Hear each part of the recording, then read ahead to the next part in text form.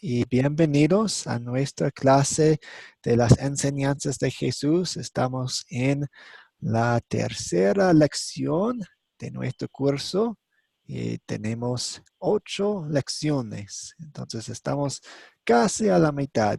Estamos estudiando quién es Jesús, quién es Dios Padre y quién es el Espíritu Santo. Entonces estamos disfrutando de quién es nuestro Dios Salvador, qué hacen para nosotros las personas de la Trinidad, qué han hecho por nosotros, quiénes son, etcétera, etcétera, etcétera. Y obviamente el Evangelio, las buenas noticias que proclamamos al mundo, vienen directamente del corazón de nuestro Dios. Entonces, cuando estudiamos nuestro Dios, estamos estudiando nuestra salvación, porque ellos están muy, muy conectados a eso. Son, uh, son los pensadores y los iniciadores y los perfeccionadores de nuestra fe. Vamos a comenzar con una oración. Oremos. Señor y Salvador Jesús, venimos ante ti como mendigos. Si tú eres el único lugar donde podemos encontrar alimento espiritual para satisfacer nuestros deseos eternos. No podemos ayudarnos a nosotros mismos, pero tú nos has salvado por tu gracia. En tu nombre oramos. Amén. Amén. Ok, tenemos las preguntas de repaso.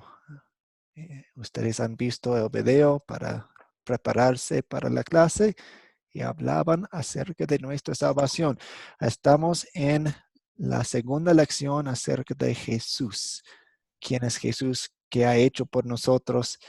Y sí, en la obra de la salvación. ¿Qué versículos de la Biblia se usaron en el video para mostrar que los humanos, nosotros, no podemos salvarnos a nosotros mismos? Había varios, múltiples versículos que destacaron. Mateo 5:48. Ok, ¿y qué decía eso? ¿Qué fue el punto?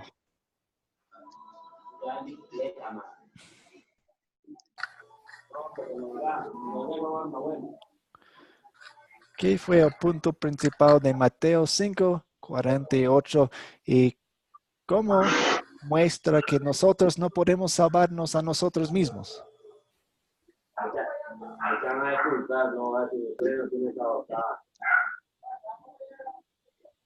Perfectos vosotros perfectos como vuestro Padre, para que es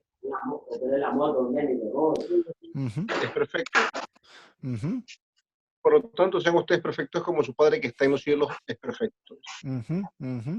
Sí, y reconocemos que la perfección que exige Dios es la perfección de 100% del tiempo y también 100% de los mandatos de Dios.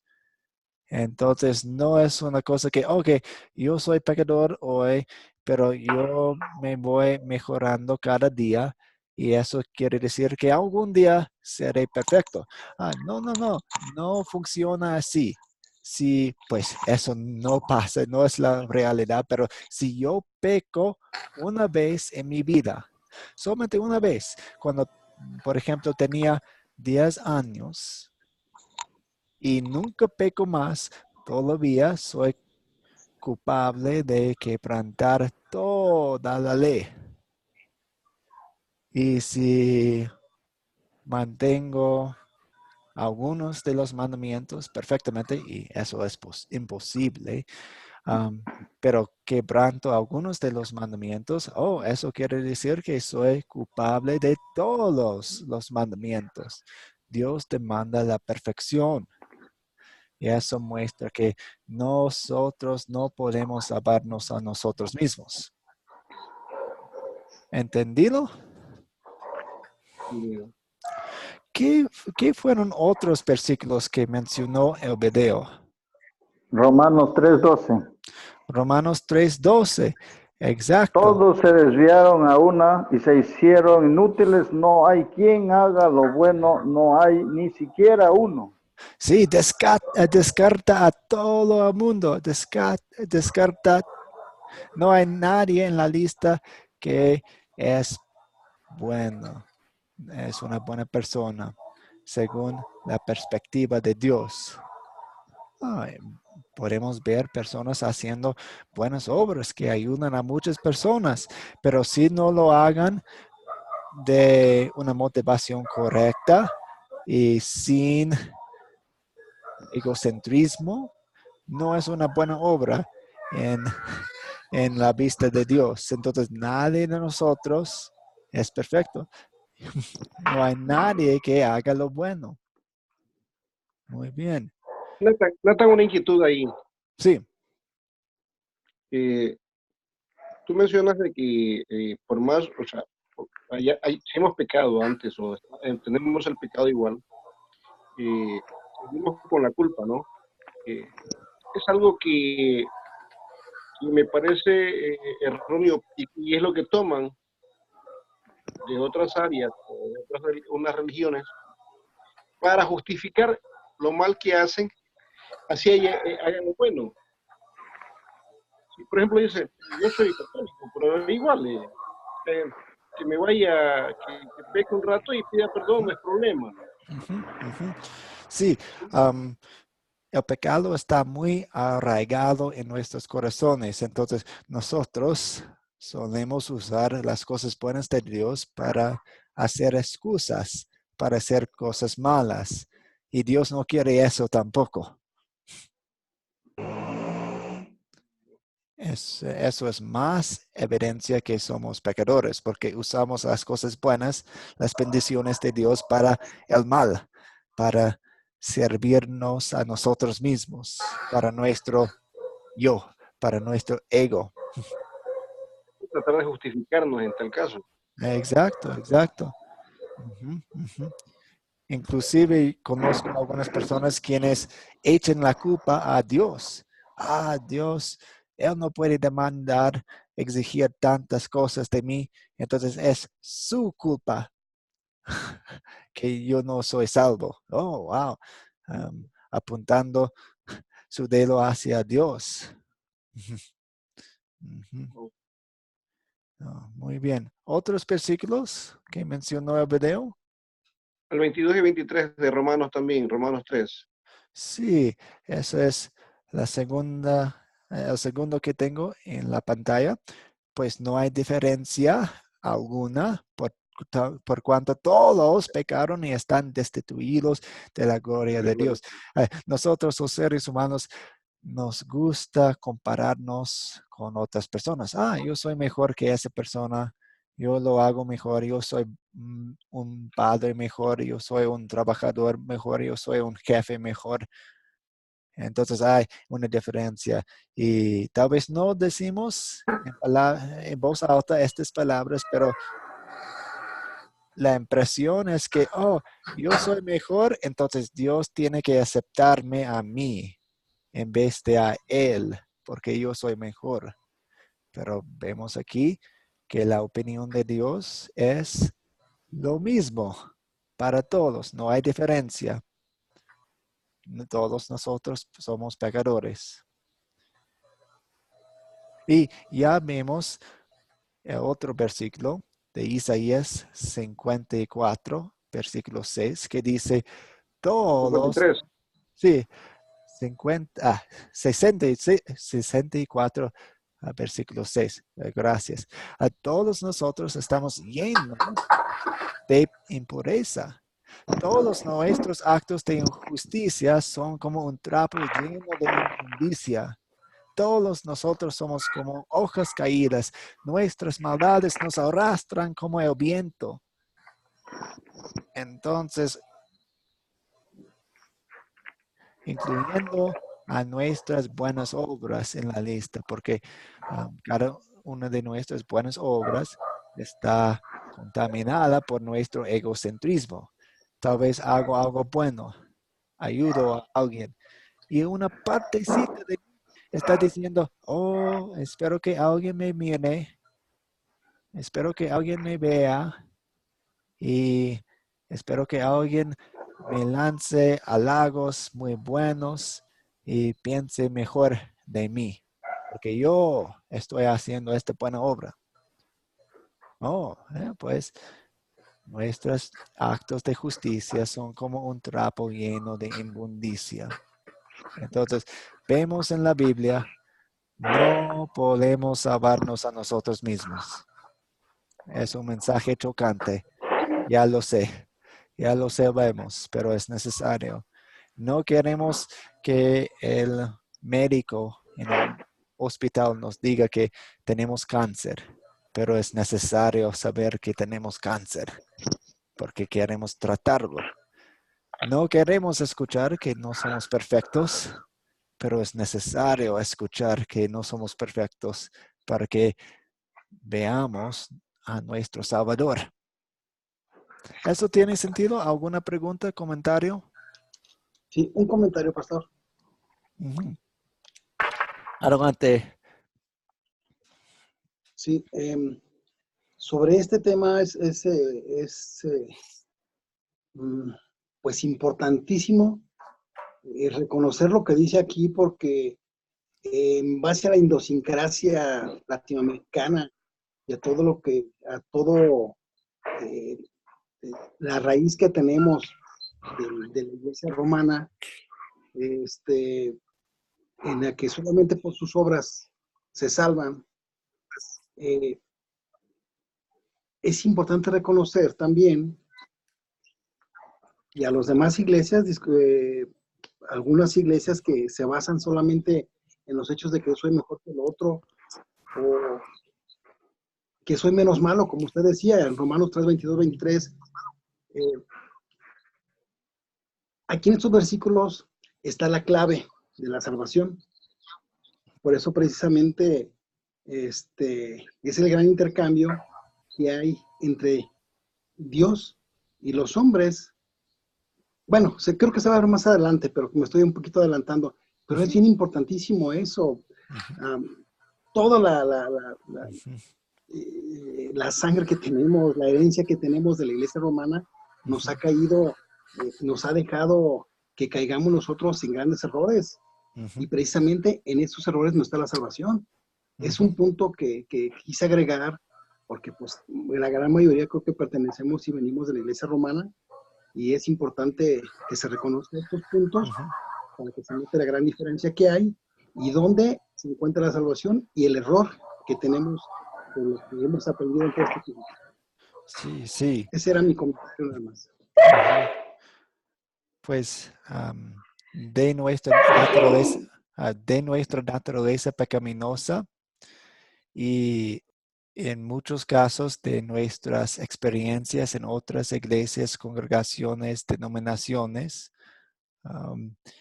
hay muchas cosas, doctrinas, enseñanzas falsas que no son bíblicas, que todavía nos siguen y queremos buscarlos y pues matarlos a esas enseñanzas. Son como cucarachas. Las cucarachas en una cocina, no queremos cucarachas en una cocina, pero son muy difíciles de matar.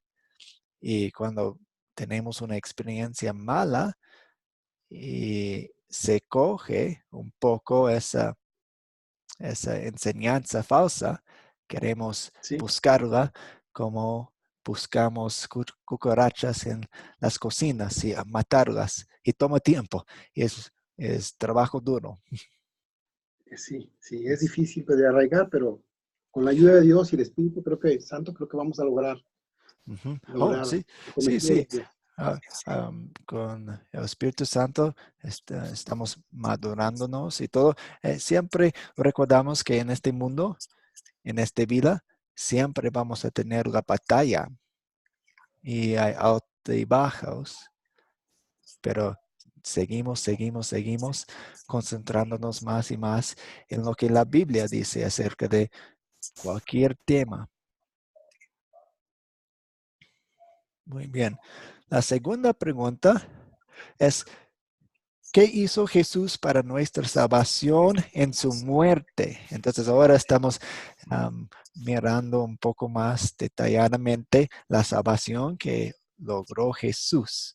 Ya estamos enfocando en su muerte específicamente.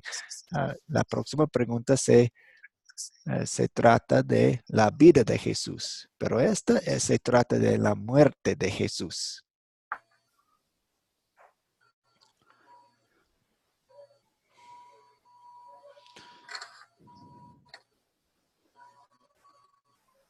Buenas noches, Xiomara y Margie y Julia y Edwin. Bienvenidos a la clase. Buenas noches. Gracias. ¿Quién quiere contestar esta pregunta? O por lo menos, ¿quién quiere empezar la respuesta?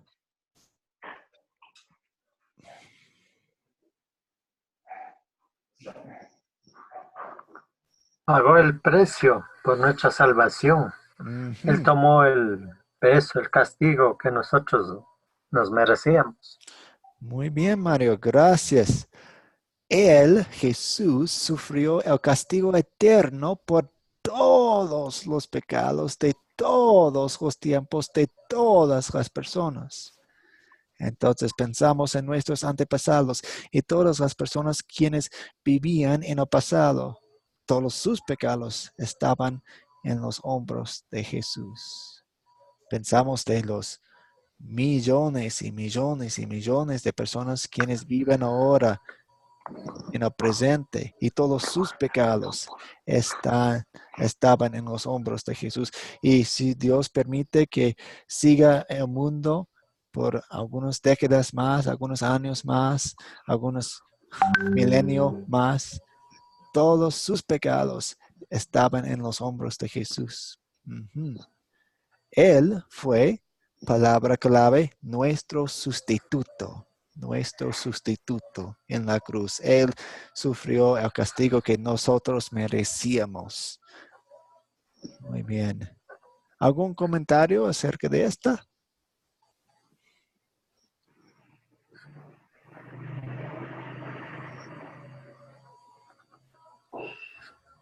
Yo me quedo sin palabras por todo lo que Jesús hizo por nosotros, Nathan.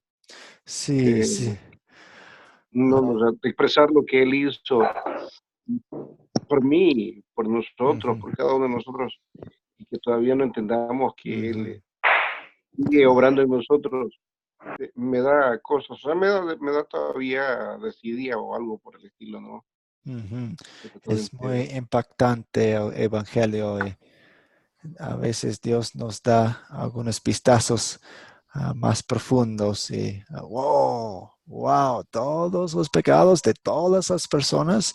No hay una persona en el mundo por el cual Jesús no murió. Y por eso queremos proclamar el mensaje para que sepan ellos eso. Para que sepan que sus pecados son perdonados. Para que no intentan de pagar los pecados ya pagados por sus propias obras. Pastor, ¿puedo hablar? Sí, sí. Sí, aquí este tema,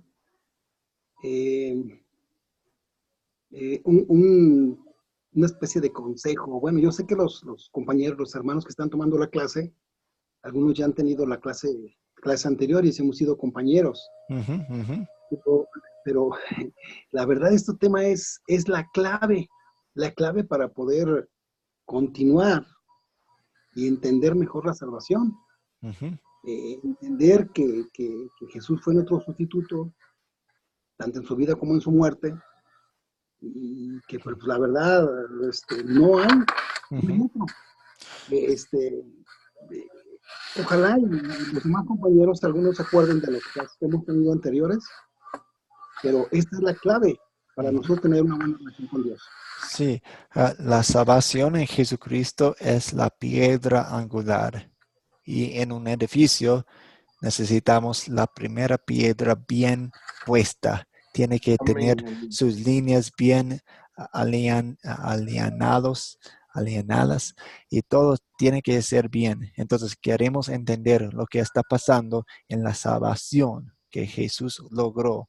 Porque si estamos un poco chuecos aquí en este asunto, cuando estamos hablando de otras enseñanzas bíblicas, vamos a tener errores porque la piedra angular estaba mal puesta.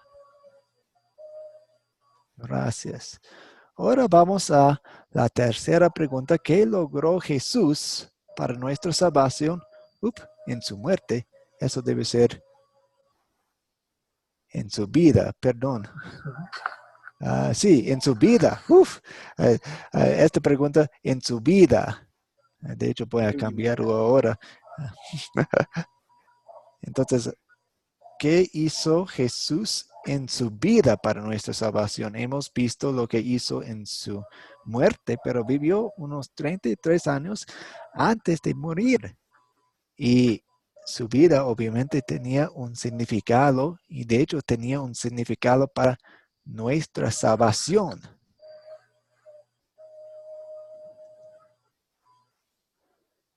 ¿Qué dicen ustedes?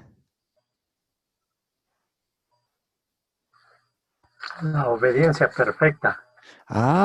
Muy bien, excelente. La obediencia perfecta. ¿Y cómo es un beneficio para nosotros? Jesús vivió perfectamente. ¿Cómo nos beneficia a nosotros ese hecho? Se lo hizo ya todo por nosotros, las obras, pensamientos, las actitudes de él fue perfecta. Entonces, todo eso nos atribuye ya a nosotros. Muy bien, excelente. Algunas palabras claves que mencionó. Pues primero, las normas de Dios, la ley de Dios exige un registro, si estamos hablando de registros, perfecto de obediencia. No solamente sin pecados, pero con buenas obras, con la obediencia, con la perfección. Y Y nos Jesús, invita a caminar en Él.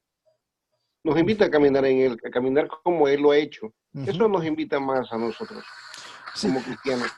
hay dos pasos aquí y queremos entender la diferencia entre los dos pasos. El primer paso es reconocer que Jesús obedeció perfectamente la ley de Dios.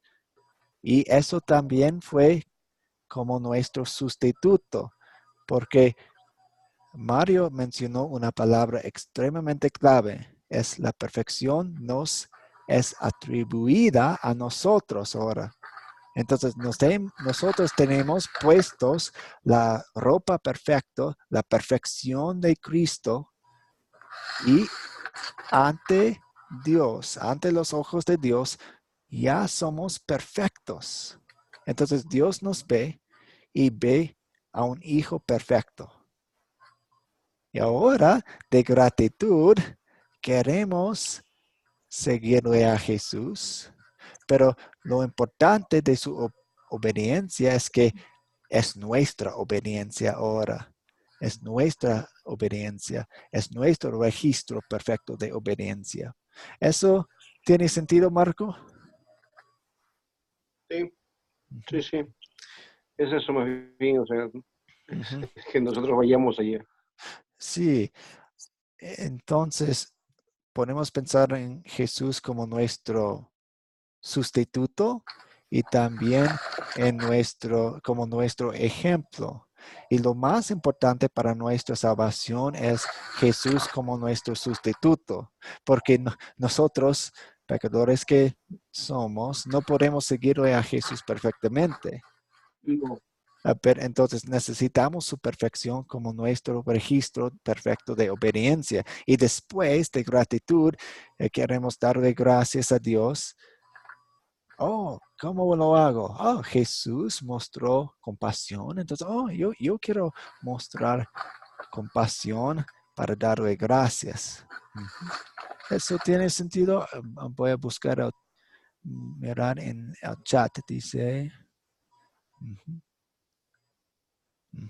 Ok, gracias Pedro Javier por sus respuestas ahí. Ahora vamos a la charla del día en la lección 3. Ustedes ven algunas monedas de dinero. En la primera de Pedro 1, 18 a 19, la sección describe bellamente la obra de salvación de Jesús. Ustedes saben que fueron redimidos de una vida sin sentido, la cual heredaron de sus padres. Y que ese rescate no se pagó con cosas corruptibles como el oro o la plata, sino con la sangre preciosa de Cristo, sin mancha, sin contaminación, como la de un cordero. Pensando en los sacrificios del Antiguo Testamento. Hay muchas maneras en que la Biblia describe y comunica su misión de rescatar a nosotros. En esta lección veremos algunas de estas descripciones y el lenguaje de la imagen. Hay muchas imágenes en la Biblia que describe la salvación. En este versículo de Pedro vemos la palabra redimir. Redimir. Redimir significa volver a comprar. No es que Dios tuvo que pagarle al diablo una cantidad de dinero, pero sí pagó un precio. Jesús, a Dios entregó a su único hijo para redimirnos a nosotros. La obra de Jesús está completa. Esa es la razón por la que dijo, consumado es en la cruz cuando murió en Juan. Eso se dice en Juan 19:30. No había nada más que cumplir para salvar al mundo. Lo hizo todo. Desde el principio hasta el final de su vida, Él destruyó el poder del pecado. Ya no estamos bajo su condenación, aunque luchemos contra Él todos los días hasta que estemos en el cielo. Y venció la muerte, pues nosotros vamos a morir, pero no vamos a sufrir la muerte eterna. Solamente es un sueño para nosotros quienes estamos en Cristo. Y venció el diablo, que todavía nos tienta, pero ya no puede acusarnos correctamente de nuestros pecados, por los cuales ya se ha pagado. Desafortunadamente, muchas personas solo recuerdan lo que Jesús hizo en la cruz y se olvidan de la importancia de su vida. Jesús evitó todos los pecados de comisión, hacer lo que Dios dice que no se debe hacer, y nunca pecó de omisión, no haciendo lo que Dios nos dice que hagamos. Jesús obedeció la ley para darnos un registro perfecto. Ya no estamos obligados por la ley a obedecer. Nuestra actitud y motivación han cambiado. Ahora vivimos con corazones agradecidos que quieren hacer buenas obras para agradecer a Dios por salvarnos. Entonces, en vez de decir y tratamos de evitar palabras y frases como estas, tengo que hacer eso, estoy obligado a hacer eso, debo hacer eso. No estamos obligados. Tenemos una motivación distinta ahora. Queremos, deseamos, tengo el privilegio de hacer eso. Entonces, es un cambio de chip en la mente. En vez de estar obligados a hacer cosas, queremos hacer cosas. Y el Espíritu Santo obra ese deseo a través de su palabra en nosotros. Esta vida de gratitud encuentra su energía y gozo en la obra de salvación de Jesús, como dice en Romanos 12:1. Así que, hermanos, yo les ruego por las misericordias de Dios, que se presentan ustedes mismos como un sacrificio vivo, santo y agradable a Dios. Así es como se debe adorar a Dios.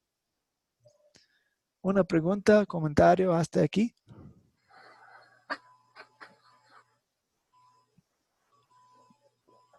Interesante. Muy bien. Seguimos con algunas preguntas. Profeta, sacerdote o rey. Jesús tenía muchos roles que describen su obra de salvación.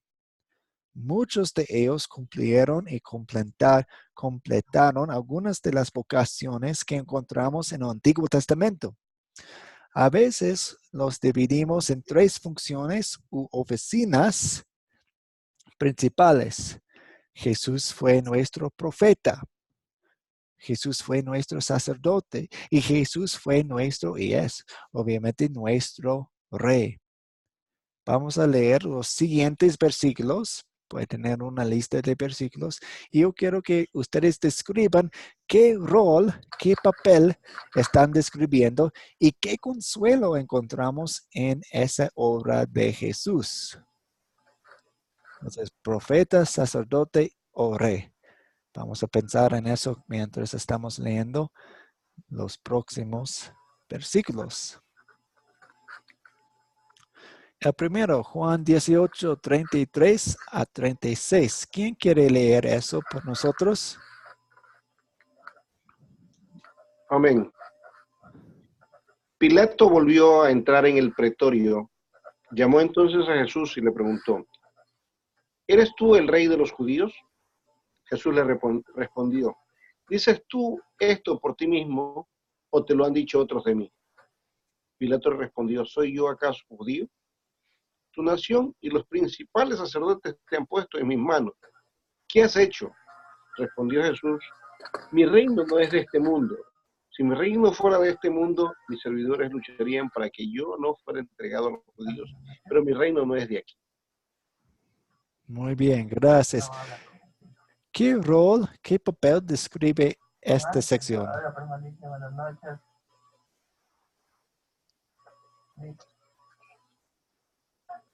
El rey. El rey, sí, exacto.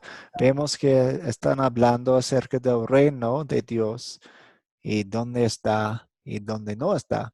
¿Y cómo puede ser un consuelo para nosotros?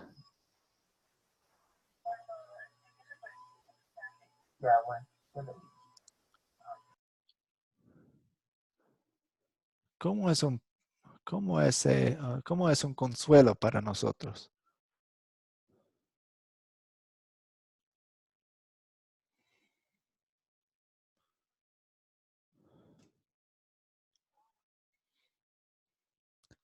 Saber que Jesús está gobernando como un rey, así. Él no Sí, tiene. pero un rey no del mundo, sino un rey Ah, de mucho más allá, mucho más grande. oh, Eh, ujú, ujú, un más reino grande. que no es terrenal, Ujú, ujú. ¿sí? Un reino Sí. celestial prácticamente. Sí. Entonces, nos da consuelo pensar que la tierra no es el cielo. No, Obviamente vamos a trabajar para mejorar las situaciones en nuestros barrios, en nuestras familias, en nuestras naciones, pero siempre con el recordatorio que esto no es el cielo. Tenemos un cielo que nos espera, que es el reino de Jesús y pertenecemos a ese reino y vamos a disfrutar de un lugar donde no hay lágrimas de tristeza, no hay pecados, no hay enfermedades, no hay tristezas, no hay muertes ahí. Muy bien. Pastor, Sí, adelante. antes de aquí, en este versículo, usted hablaba del consuelo. Entonces el consuelo es como me había dicho el hermano también, que nosotros seremos coherederos en el reino de Jesús. Obviamente, si nosotros creemos en Jesús, como nuestro sustituto, tanto en su vida profeta como en su muerte que no merecía, Ujú, automáticamente Dios nos hace sus hijos también y hermanos de Jesús. Entonces, ujú. como Él es nuestro rey y nosotros lo aceptamos como nuestro rey, nosotros vamos a estar con Él viviendo en su reino, como decía el hermano, y obviamente, pues, pertenecemos a ese reino por estar con él mismo y aceptarlo. Entonces somos coherederos también del reino de los cielos. Sí, muy bien.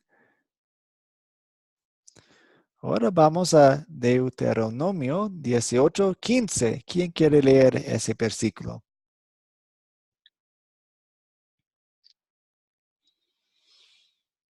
Yo, pastor. Adelante. Ok.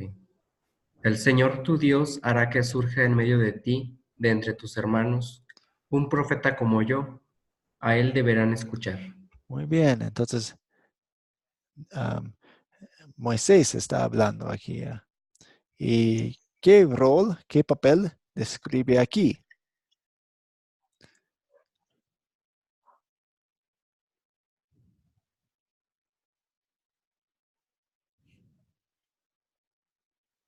Aquí surge el rol de profeta. Muy bien. ¿Y qué hace un profeta? El profeta anuncia los planes de Dios a su pueblo. Ujú. Perdón, ya contesté otra vez. No, está bien. Entonces, un profeta habla por Dios. Entonces, habla las palabras de Dios. Y muchas veces, Así es. especialmente en el Antiguo Testamento, los profetas hablaban acerca del futuro y también acerca de la misma situación en la que se encontraba. Y Jesús va a ser o iba a ser nuestro profeta. Y recuerdan, en Juan 1 habla de Jesús como el verbo, como la palabra de Dios. Entonces Dios quería comunicarse con nosotros mismos y decirnos, te amo. Entonces, ¿qué hizo? Nos dio su palabra encarnada en Jesús. A Él queremos escuchar. Ahora vamos a Hebreos 7, 26 a 27. ¿Quién quiere leer eso?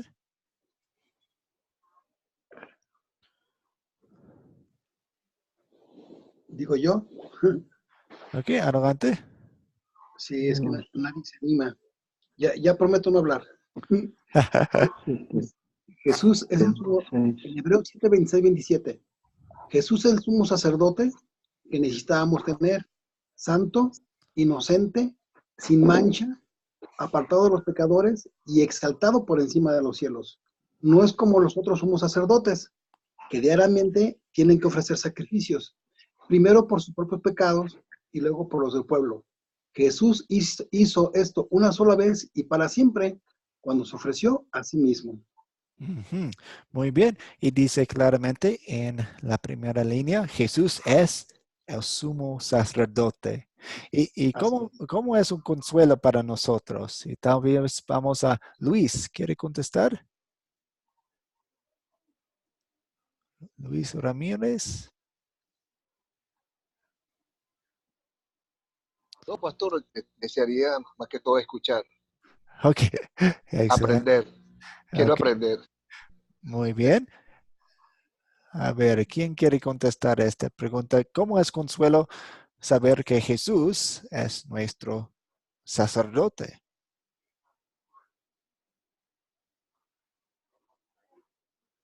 Porque él conocía todo, todas las escrituras. Él Pastor, conocía todo. pastor, ¿me escucha? Sí, Edwin, adelante. Ok. Con el proceso de la ley, entonces todo sacerdote hace un sacrificio a través de un cordero limpio y sin defecto. Y se lo ofrecía a Dios en el holocausto para darle gracias a Dios. En estos casos, el Señor Jesucristo, Él se ofrece ante el Padre como un cordero y que su sangre, al momento que sea derramada en la cruz, viene a simbolizar la limpia del pecado del pueblo. Igual como el cordero que es derramado limpia los pecados de la humanidad de los judíos, Jesús con su sangre viene a simbolizar el perdón, la limpieza de los pecados, no solamente del pueblo judío, sino también de la humanidad. Por lo tanto, a la misma vez, un sacerdote ofrece un cordero.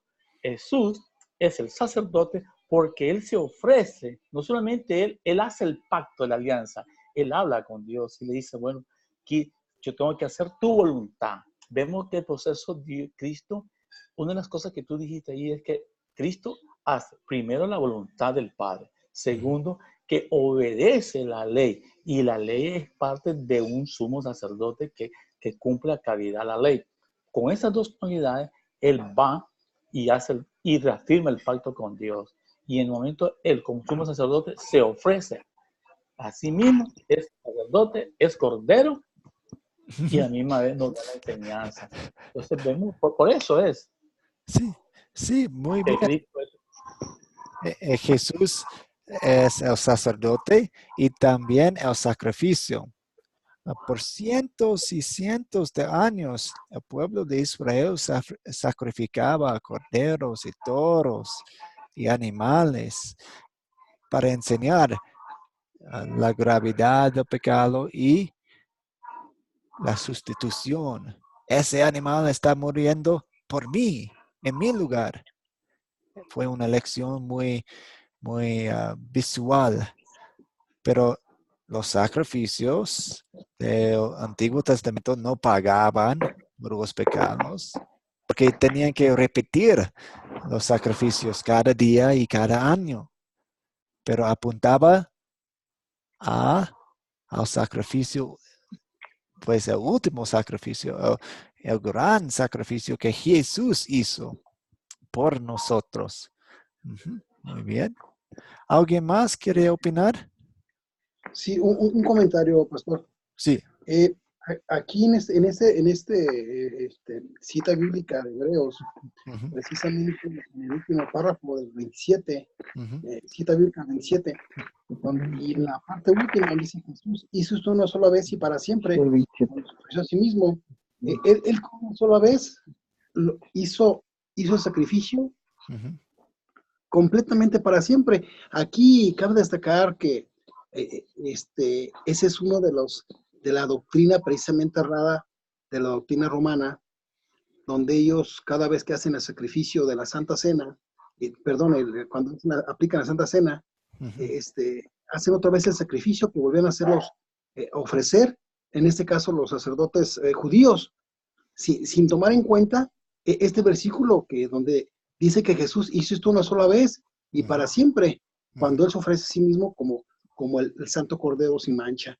Entonces, creo que aquí es bueno recalcarlo por el punto de la doctrina errada que tiene en este caso la Iglesia Romana.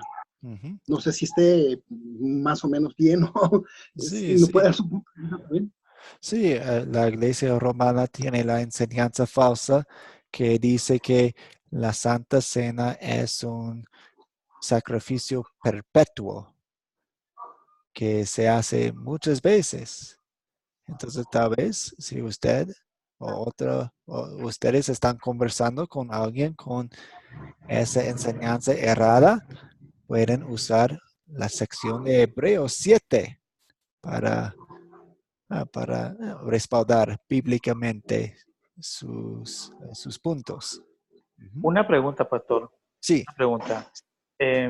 Hablando de ese tema, que el sacrificio solo fue una vez, entonces la pregunta es, ¿por qué la mayoría de la iglesia, o casi todas, hacen como un recordatorio y en la Santa Cena o una vez al mes, o como hacen todas las iglesias católicas, otras iglesias, todos los domingos, ¿verdad? Le dicen, bueno, vamos a hacer, dice, lo que el Cristo hizo, agarró el pan y entonces agarran la hostia y la parten en dos y le dio de comer y entonces, y después ponen el montón de chigüineros o personas ahí haciendo fila y darle un pedazo de hostia, ¿no?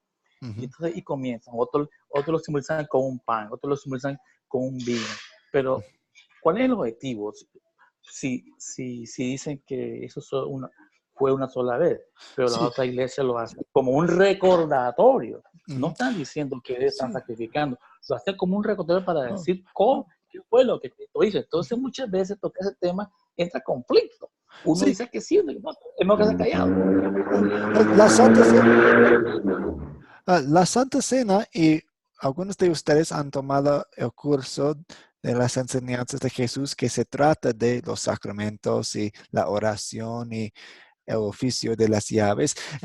Pues la Santa Cena es un sacramento y es algo que Dios usa, el Espíritu Santo usa para darnos el perdón de los pecados. Y Él quiere que celebremos la Santa Cena en una manera regular. Es bueno, porque nosotros pecamos diariamente y queremos recordar y recibir el perdón de los pecados diariamente. Pero la cosa es que no es un sacrificio nuevo, es algo distinto. Estamos compartiendo y participando en el cuerpo y la sangre de Cristo. Y Él está dándonos el perdón de los pecados a través de eso en su sacramento. Entonces, si estamos diciendo que es un sacrificio que hacemos cada mes o cada semana o cada día, estamos mal. No estamos hablando bíblicamente. Si estamos diciendo, la Santa Cena es una herramienta del Espíritu Santo que Él usa para obrar la fe en nuestro corazón, para darnos el perdón de los pecados, para darnos más consuelo y queremos hacerlo con regularidad, pues está bien, es bueno. Estamos hablando bíblicamente. ¿Eso tiene sentido, Edwin?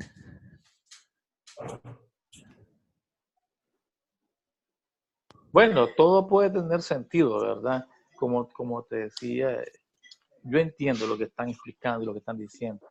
Lo que quiero decir es que muchas veces uno lo hace como un patrón, otro lo hace como un recordatorio, hay diferentes maneras como lo expresan. En mi caso personal, yo no opino así, solamente hago el comentario nada más. Bueno, gracias.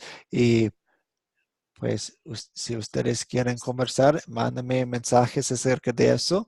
Y si quieren estudiar lo que la Biblia dice al asunto, pues se encuentra en 3 de los evangelios. Estudien esos. Y también en la primera de Corintios, Pablo habla acerca de la Santa Cena en capítulo 10 y 11. Y hay algunos puntos muy importantes que se encuentran ahí acerca del perdón de los pecados, acerca de qué es la Santa Cena y cómo la usamos. Muy bien, gracias, Edwin. Ahora vamos a Efesios 5:2, que dice, vivan en amor, como también Cristo nos amó y se entregó a sí mismo por nosotros como ofrenda y sacrificio a Dios de aroma fragante. ¿Qué rol o qué papel describe aquí? Tal vez vamos con Zuelo. A ver. ¿Está hablando acerca de Jesús como profeta o sacerdote o rey?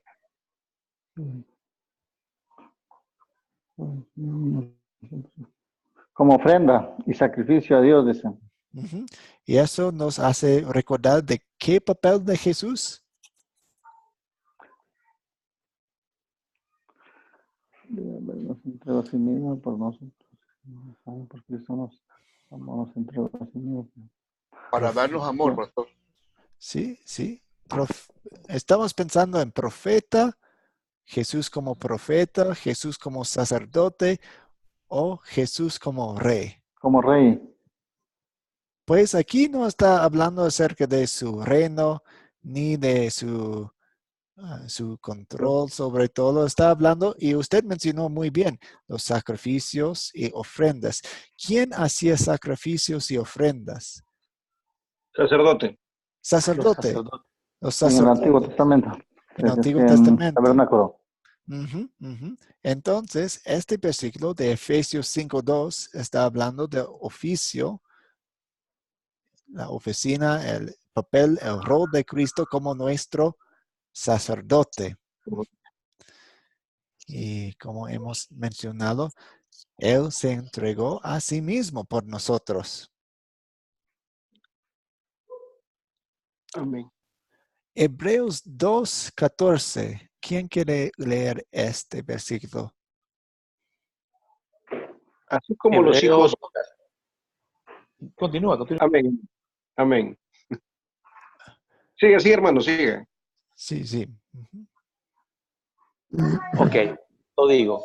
Así como los hijos eran de carne y hueso, también él era de carne y de hueso, para que por medio de la muerte destruirá al que tenía el demonio sobre la muerte, es decir, al diablo. Entonces, en este versículo, ¿cómo se describe Jesús?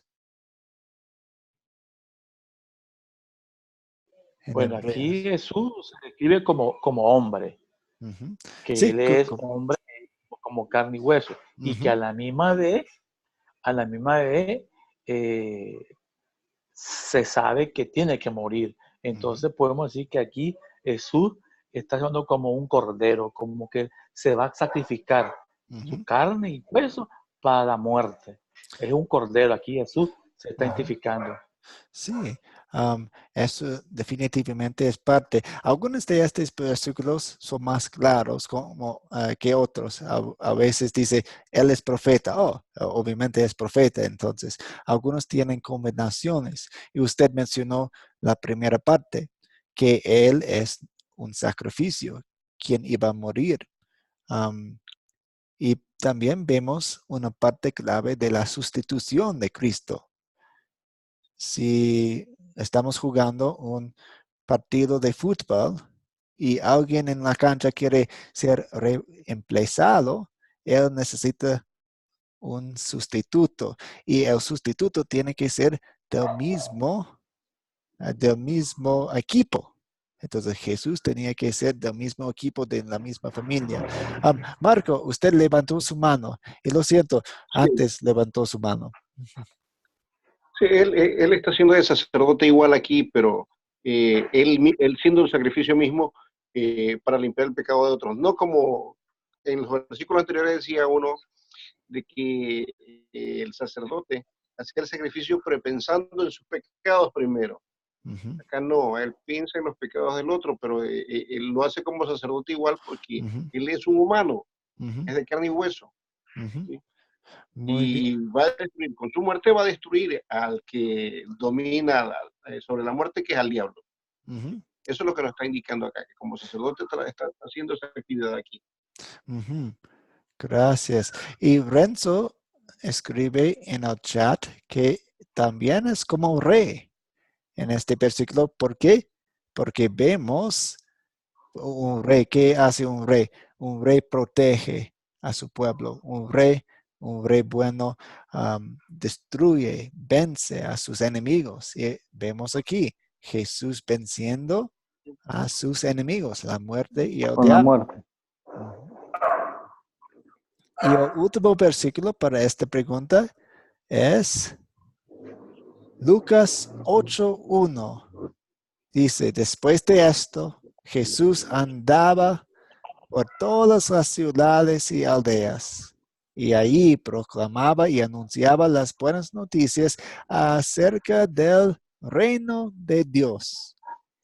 Lo acompañaban los 12 apóstoles. ¿Qué papel o cuáles papeles se describen aquí de Jesús? ¿Profeta, rey o sacerdote? Sí, un profeta proclama el mensaje. Buenas noticias del reino. Anuncia las buenas noticias. Entonces aquí vemos Jesús como profeta. ¿Qué más vemos?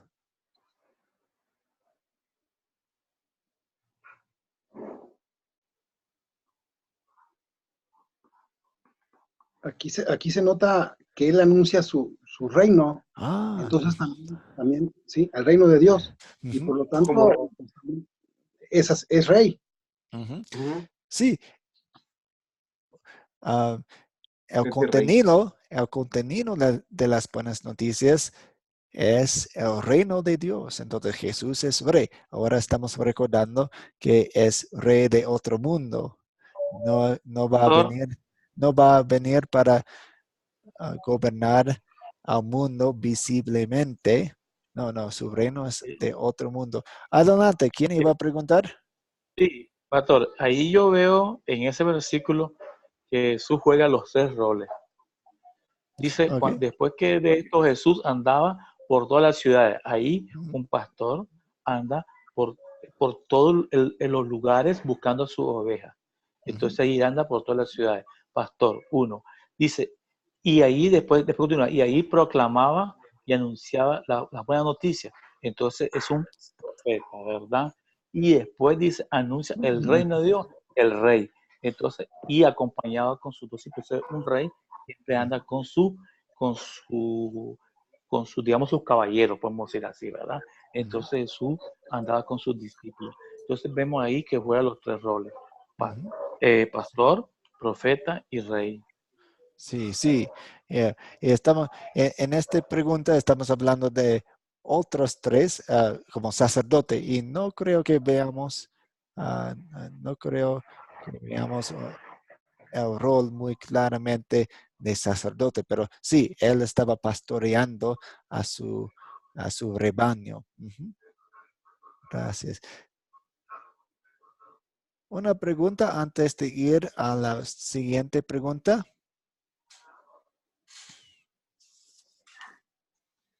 Ok, vamos a seguir. Y enfrente de ustedes ven una imagen. Y de hecho, esta imagen es un graffiti que se encuentra en Roma, que data entre el primer y el tercer siglo. Y obviamente es un ataque anticristiano porque representa a Jesús con la cabeza de un burro. Imagínense. Y dice, en griego debajo, dice, Alexamenos adora a su Dios. Están burlándose de ese hombre. ¿Quién es cristiano? ¿Quién es creyente? Es un tipo de persecución en este graffiti. Ahora queremos ponernos en una situación de imaginación y si tuviéramos la oportunidad, ¿qué consuelo o qué estímulo o qué animación queríamos dar a ese cristiano al exámenes? ¿Qué van a decirle? ¿Cómo van a aconsejarle? Tal vez están caminando por la calle ustedes dos y ven eso y, eres tú al exámenes y están burlando de ti y entran en una conversación y cómo van a aconsejarlo, qué van a decirle.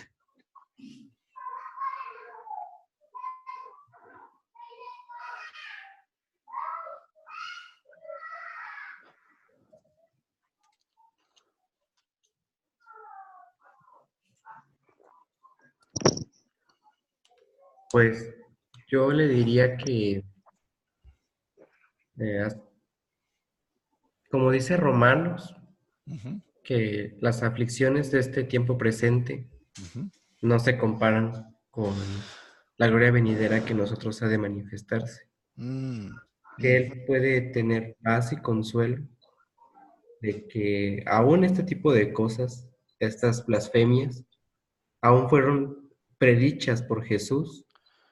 Jesús dijo que se iban a burlar de los cristianos, que los iban a perseguir, a maltratar, y que con esto se confirman las palabras del Señor, pero que también igualmente hizo una promesa de esperanza. Sí. Él hizo la promesa de que, pues en la gloria, este tipo de cosas pues van a ser olvidadas muy fácilmente porque la felicidad de estar con Dios es muy grande, que va a opacar todas estas cosas que han pasado. Muy bien. De lo que vamos a disfrutar en el cielo es mucho mejor que lo que sufrimos aquí en el mundo. Y también usted mencionó que Jesús prometió la persecución. Él nos dijo que iban a perseguirnos en muchas maneras. ¿Alguien más quiere darnos una porción de lo que hablarían?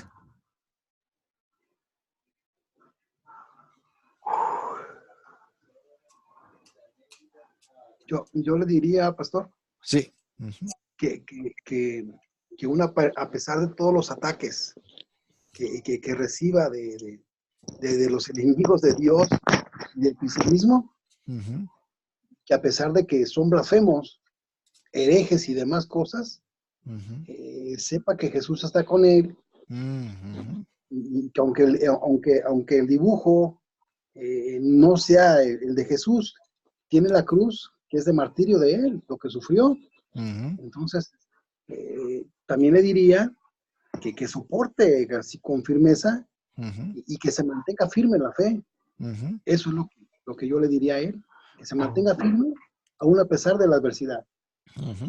Muy bien, gracias. Entonces, manténgase firme en Cristo. Buen consejo. ¿Alguien más?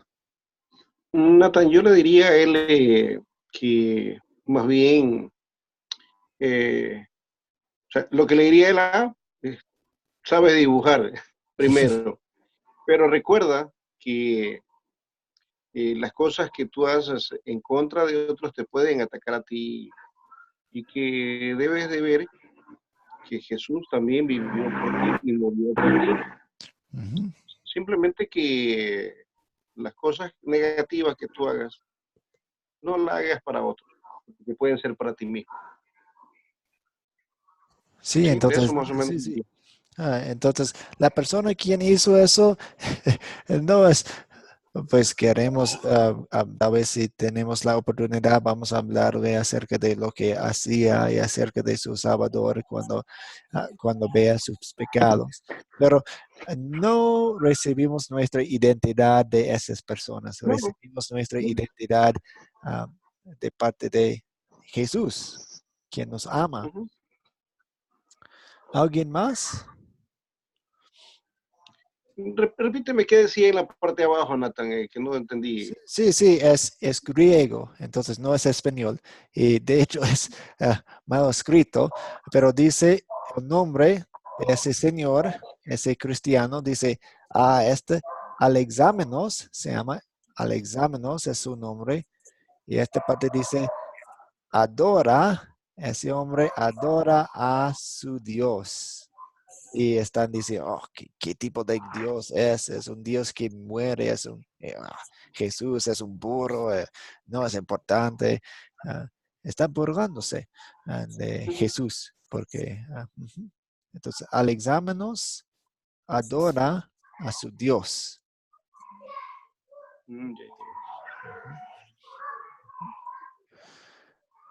Yo tengo algunos pasajes que quiero compartir con ustedes. Algunos conectan con lo que mencionaron.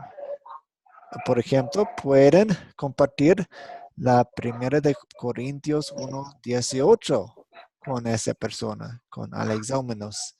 Dice, el mensaje de la cruz es ciertamente una locura para los que se pierdan, pero para los que se salvan, es decir, para nosotros, es poder de Dios. Entonces, un Dios, Jesús muriendo en la cruz, no parece una victoria, pero para nosotros, quienes conocen a Jesús, quienes sabemos de el mensaje en la Biblia, sabemos que esta locura es nuestra salvación.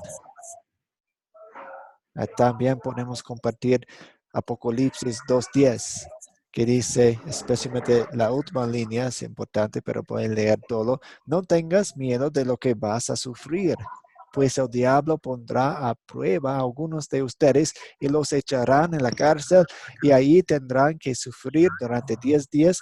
Tú, sé fiel hasta la muerte y yo te daré la corona de la vida. Sé fiel, manténganse firmes. También podemos compartir Mateo 10:25 con ellos. Al discípulo debe bastarle con ser como su maestro y al siervo como su señor. Si al dueño de la casa lo han llamado Beelzebú, pues que sea diablo, que príncipe de los moscas. ¿Cuánto más a los de su familia? Entonces, ok, Jesús recibía persecución, recibía burlas. Nosotros, parte de su familia, vamos a recibir lo mismo. No vamos a esperar escaparnos de eso. ¿Qué tipo de oración orarías con él? ¿Qué tipo de oración orarías con él? Orarías con él.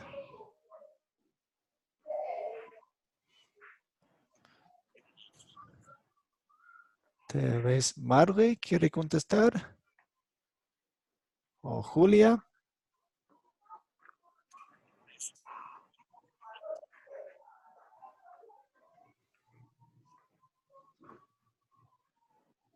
Tal ¿Se vez. escucha me escucha, pastor? Es Sí, que aquí hay sí. mucho ruido por eso.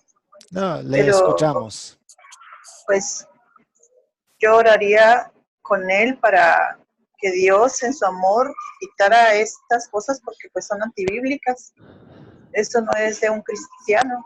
Entonces, oraría y pediría que el Señor le diera más amor, más sabiduría para pues no hacer esos dibujos que no son agradables a Dios. Y oraría por él para que Dios lo llenara de su amor. Sí, entonces si estamos orando con la persona quien hizo eso en contra de Alexámenos, entonces vamos a hablarle acerca de lo que está haciendo.